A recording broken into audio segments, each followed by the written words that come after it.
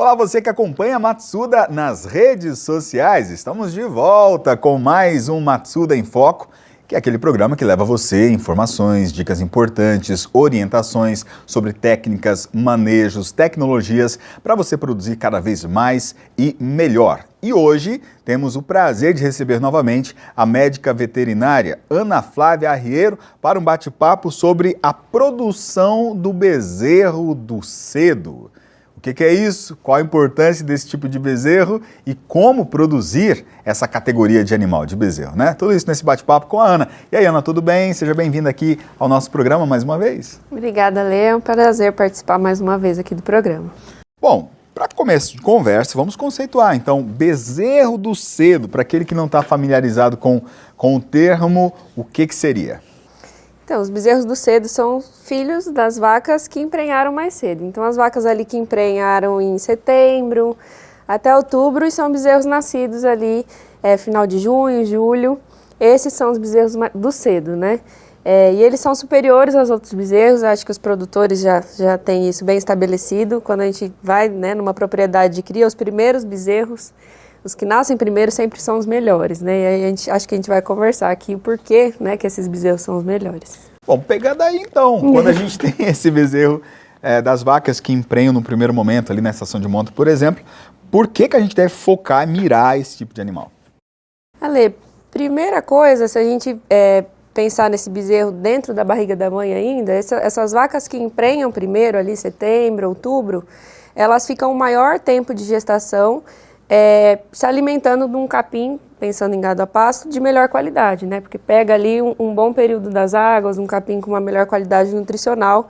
Então, se a gente pensar no gado a pasto, esses bezerros eles vão ser bem mais nutridos, né? E além disso, eles nascem ali, né, julho, como eu falei, final de junho, julho até agosto, num período seco do ano. Então, eles têm um menor desafio sanitário, né, do que, por exemplo, bezerros que já nascem ali no início das chuvas, que já é um ambiente mais úmido, que já tem muitos desafios para eles, né, patógenos ali, coccidiose, né, que é bem comum também, está no ambiente, a gente não tem como controlar, e quando esse ambiente está úmido, o desafio para esses bezerros aumenta. Então, são essas as principais vantagens de um bezerro que nasce antes. Muito bem, lembrando, pessoal, que no caso, por exemplo, da nutrição da vaca, essa questão da melhor nutrição para o bezerro, a gente tem um programa sobre nutrição fetal aqui no canal. É só pesquisar então por esse tema, nutrição fetal, você vai ver o programa falando sobre a importância dessa boa nutrição da vaca para a gente obter um bezerro melhor.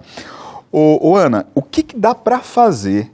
Porque assim, claro que já tá claro o conceito, né, da vaca que vai emprenhar mais cedo, mas o que eu posso fazer? O que o amigo produtor pode fazer para que ela venha emprenhar mais cedo? Porque isso depende também de algumas atitudes, algumas ações do produtor, né? Então, a primeira coisa que a gente tem que se preocupar é a nutrição, né? A gente se preocupa bastante com o peso das novilhas no início da vida reprodutiva, mas o score das vacas no início da estação também está intimamente relacionado com o índice de prenhez, né? Assim como a nutrição dos machos também está relacionado com qualidade espermática, por exemplo. Então, é importante a gente garantir a oferta de nutrientes para esses animais, garantir que a exigência de mineral esteja sendo suprida para o bom funcionamento das células reprodutivas, para que esses animais tenham condição de emprenhar logo no início dessa estação, né? Pensando em fazendas já com o sistema de ATF implantado na propriedade, por exemplo, além desse preparo nutricional que eu falei, é importante que esses produtores façam uma seleção do rebanho, né, descartando os animais que demoram para emprenhar, os animais que ficam mais para o final da estação. E é claro que essa seleção não deve ser feita de forma abrupta, né, porque em grande parte das propriedades a receita do produtor vem do número de bezerros, mas hoje existem diversas ferramentas de seleção também, como as DEPs, DEP de precocidade, que pode auxiliar o produtor a aumentar a fertilidade e precocidade do rebanho.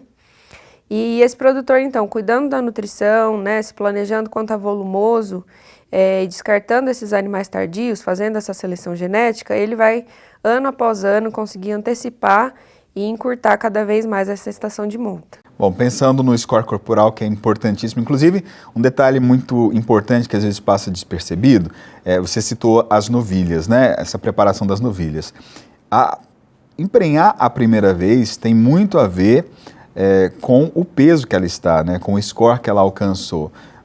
tem ligação com a idade, mas muito mais com a questão do peso. Então, trabalhar a novilha pensando num bom manejo de pasto, por exemplo, é fundamental para a gente levar essas novilhas a alcançar o peso ideal para começar a sua vida reprodutiva, né? Exatamente, né? Eu citei as novilhas aqui, mas a gente tem também outras categorias como as primíparas, né? Que às vezes elas vão ficando para o final da estação de monta exatamente porque na primeira inseminação não emprenhou, aí vai para a segunda, não emprenhou, tem gente que faz a terceira ou põe touro, mas elas não emprenham porque às vezes não estão bem preparadas nutricionalmente, estão com score baixo, que a gente sabe que o score está diretamente relacionado com a taxa de prenhez.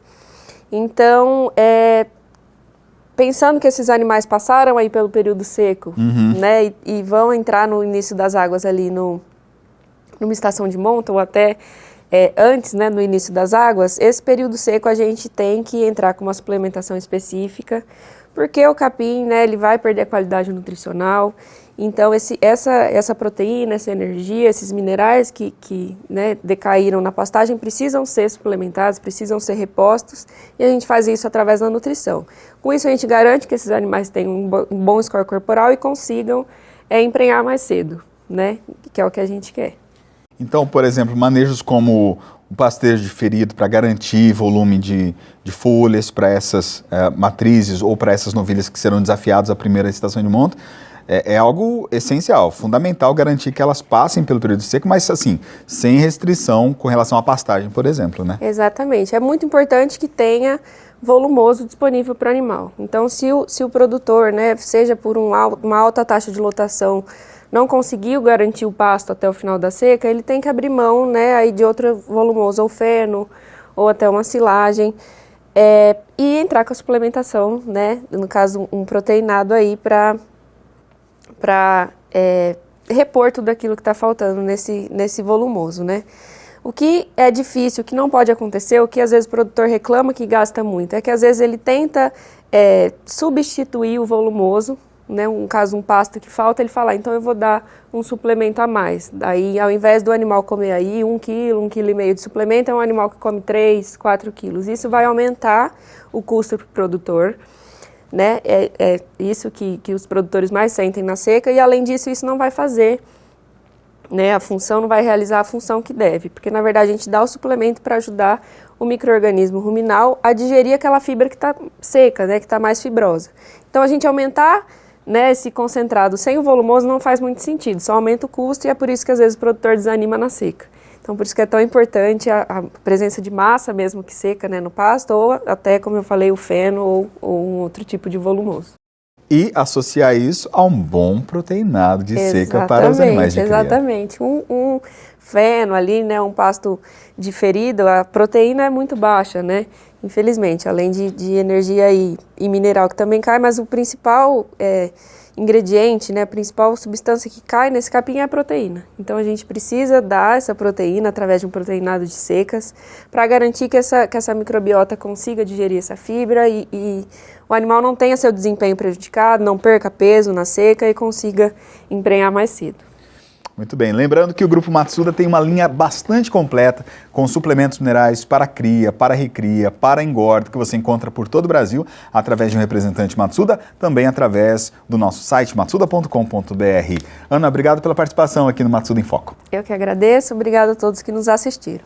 Acompanhe a Matsuda nas redes sociais. Se você ainda não é um inscrito aqui do nosso canal, faça isso. Acione também o sininho das notificações, deixe o seu like, compartilhe esse vídeo e acompanhe a próxima edição do Matsuda em Foco. Até lá!